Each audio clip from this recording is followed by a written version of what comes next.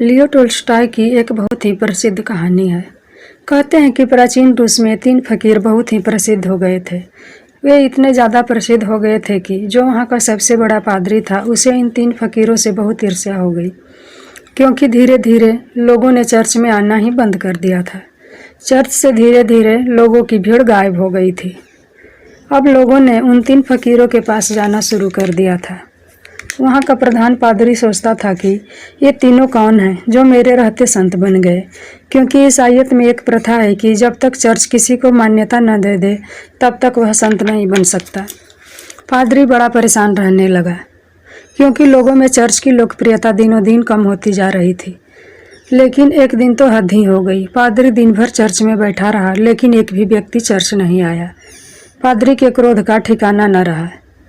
उसने निश्चय किया कि आज तो इन 3 फकीरों की खैर नहीं, आज तो मैं उन तीनों को सबक सिखाकर ही रहूँगा। वह अपनी पूरी पादरी वेशभूषा में तैयार हुआ। उसने सोने का ताज पहना, हाथ में पादरी के प्रतीक वाला सोने का डंडा लिया और चल पड़ा उन तीनों से मिलने। वे तीनों एक नदी के उस पार रहा करते थे। पादरी एक नाव में बैठकर नदी के उस पार पहुंचा। थोड़ी दूर आगे चलने पर उसे एक बड़े से पेड़ के नीचे 3 सीधे साधे से बैठे हुए इंसान दिखाई दिए। वे तीनों पालती मारकर चुपचाप उस पेड़ के नीचे बैठे हुए थे। पादरी उनके पास जाकर बोला, क्या तुम ही वे तीनों संत हो जिनके कारण लोगों ने मेरे चर्च में आना बंद कर दिया है?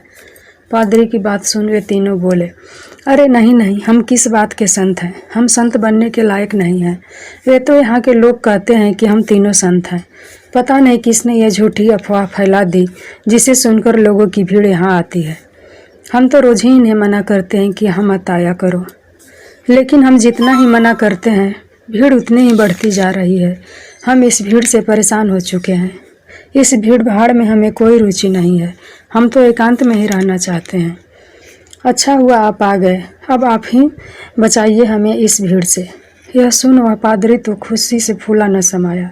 सोचने लगा, ये तो बड़े ही भोले लोग निकले, खटिया खड़ी कर दूंगा इन तीनों की। आज तो इन तीनों को लाइन पर लाकर ही जाऊंगा। पादरी ने पूछा, लेकिन तुम तीनों करते क्या हो? उन्होंने कहा, कुछ नहीं, बस इस पेड़ के नीचे बैठकर ईश्वर की प्रार्थना करते हैं। पादरी ने पूछा, बाइबल कहाँ है? उन तीनों ने अपना सिर नीचे झुका लिया।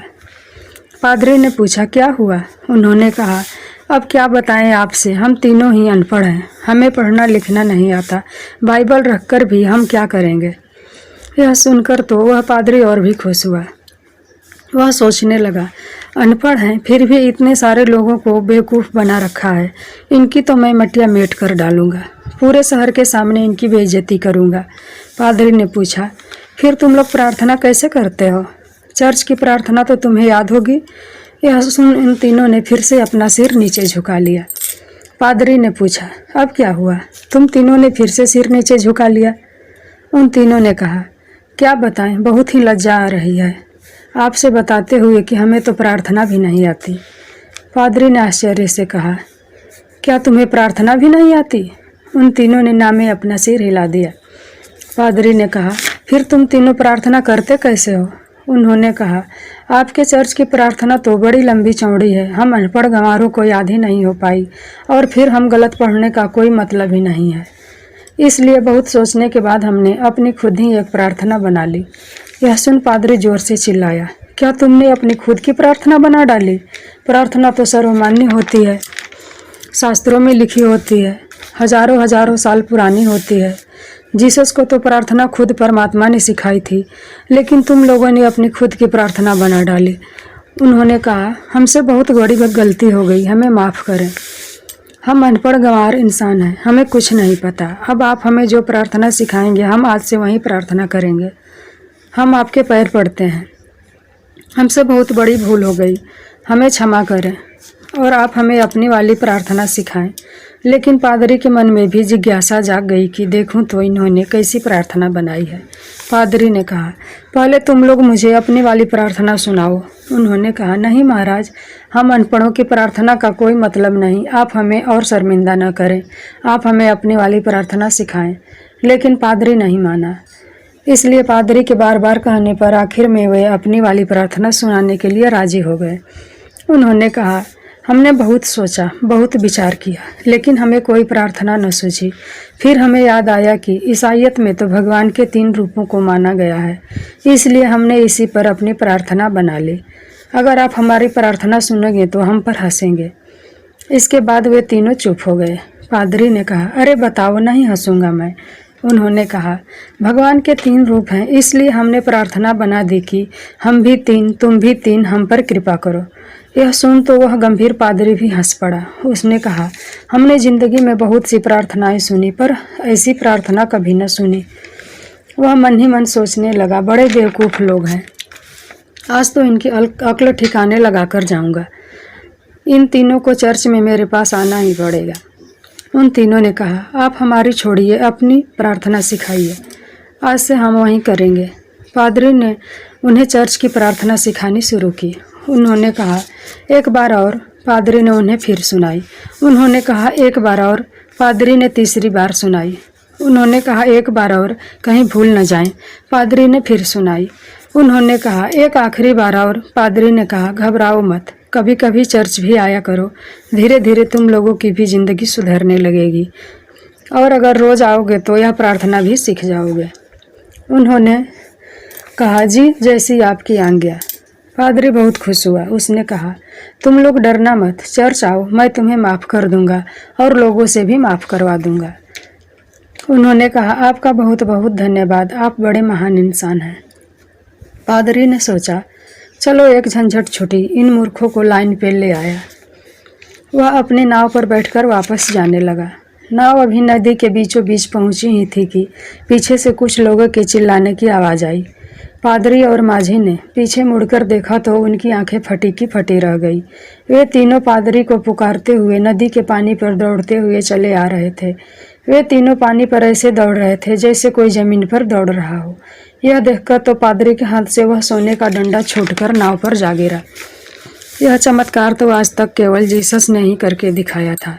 वे तीनों भागते हुए नाव के किनारे आकर खड़े हो गए और पादरी से बोले, आप वो प्रार्थना हमें एक बार और सुना दें, हम उसे भूल रहे हैं। वो कहता है ऐसे शुरू होती है, ये कहता है ऐसे शुरू होती है, मैं कहता हूँ ऐसे शुरू होती है। हम तीनों में बहस शुरू हो चुकी है। अब हम बहस करें या प्रार्थना करें, इसलिए आप हमें वो प्रार्थना एक बार और सुना दें। पादरी ने तो झुककर उनके पैर ही पकड़ लिए और कहने लगा, अब तक जो भी बताया है, जो कुछ भी कहा है, सब कुछ भूल जाओ। तुम्हारी प्रार्थना जीती और मेरी हारी।